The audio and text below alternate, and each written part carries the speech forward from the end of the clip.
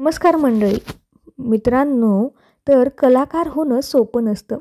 तर जेवढं आपण ऐकतो तेवढं त्या लोकांना स्ट्रगल करताना त्यांना सामोरं जावं लागतं आणि हे मात्र अगदी खरं आहे.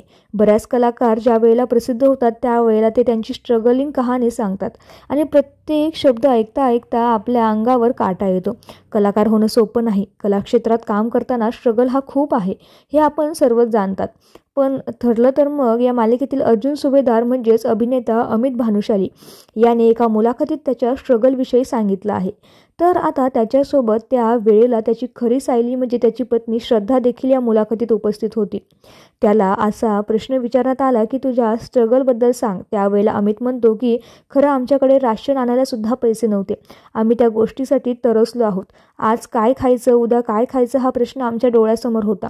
या वेळेला त्याच्या पत्नीचे म्हणजे श्रद्धाचे डोळे सुद्धा पाणावलेले दिसतात. पण आज जे काही आहे ते देवाच्या कृपेने खूप छान आहे आणि या सगळ्याची क्रेडिट देखील तो त्याच्या पत्नीला देतोय. ती खंबीरपणे माझ्यासोबत उभी होती, म्हणून आज मी हे शक्य करू शकलो. तिच्या साथीशिवाय मला या गोष्टी शक्य नव्हत्या. असं बोलत अमित सगळं क्रेडिट श्रद्धाला देतो. श्रद्धा देखील त्याच्या पाठीमागे जाऊन डोळे पुसायला लागते. त्यावेळेला अमित तिला जवळ घेतो आणि रडतेस काय असं म्हणून तिला विचारतो. खरंच प्रसिद्ध झाल्यावर तर सगळेच ओळखतात, पण त्यामागे तो कलाकार किती एफर्ट्स घेऊन इथपर्यंत आलेला आहे हे कोणालाही माहीत नसतं.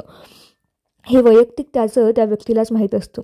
आज ठरलं तर मग ही मालिका महाराष्ट्राची महामालिका आहे आणि या मालिकेत अमित भानुशाली म्हणजेच अर्जुन सुभेदार हे पात्र साकारत आहे. तर अर्जुनने साकारलेले हे पात्र तुम्हाला आवडतं का? हे अर्जुन सालीची जोडी तुम्हाला आवडते का? हे आम्हाला कमेंटमध्ये कळवायला विसरू नका. धन्यवाद.